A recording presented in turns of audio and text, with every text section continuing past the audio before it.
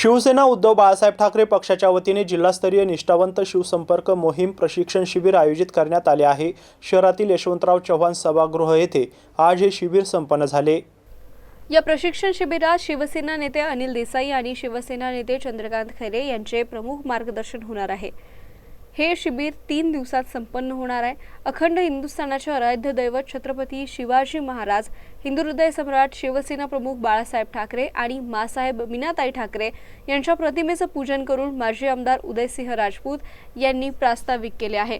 तर प्रथम सत्रामध्ये युवा सेना जिल्हा युवाधिकारी विठ्ठल डमाळे वायुगतीने धावणार या विषयावर, महिला आघाडी जिल्हा संघटक आशा दातार आणि रान पेटवू या विषयावर, महानगर प्रमुख राजू वैद्य, मनपा निवडणूक आणि शिवसेना या विषयावर जिल्हा प्रमुख राजेंद्र राठोड, आगामी जिल्हा परिषद आणि पंचायत समिती निवडणुका या विषयावर बोलणार आहे। द्वितीय सत्रात शिवसेना उपनेत्या ज्योतिताई ठाकरे, आम्ही शिवसेनेत सोबत या विषयावर, शिवसेना उपनेते विनोद घोसाळकर, राजकीय आव्हाने, तर शिवसेना उपनेते रवींद्र मिर्लेकर, मतचोरी आपली सावधानता या विषयावर आपली भूमिका मांडणार आहे। तर तृतीय सत्रामध्ये शिवसेना नेते तथा राज्याचे विधान परिषद विरोधी पक्ष नेते अंबादास दानवे, संघटन आणि पुनर्बांधणी या विषयावर, शिवसेना नेते चंद्रकांत खैरे, बाळासाहेबांचे छत्रपती संभाजीनगर या विषयावर, तर शिवसेना नेते तथा खासदार अनिल देसाई, शिवसेना धकधकती मशाल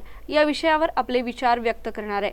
दिवसभर चालणारे हे शिबिर असून सभागृहामध्ये जिल्ह्यातील शेकडो शिवसैनिक मोठ्या संख्येने इथे उपस्थित झालेत।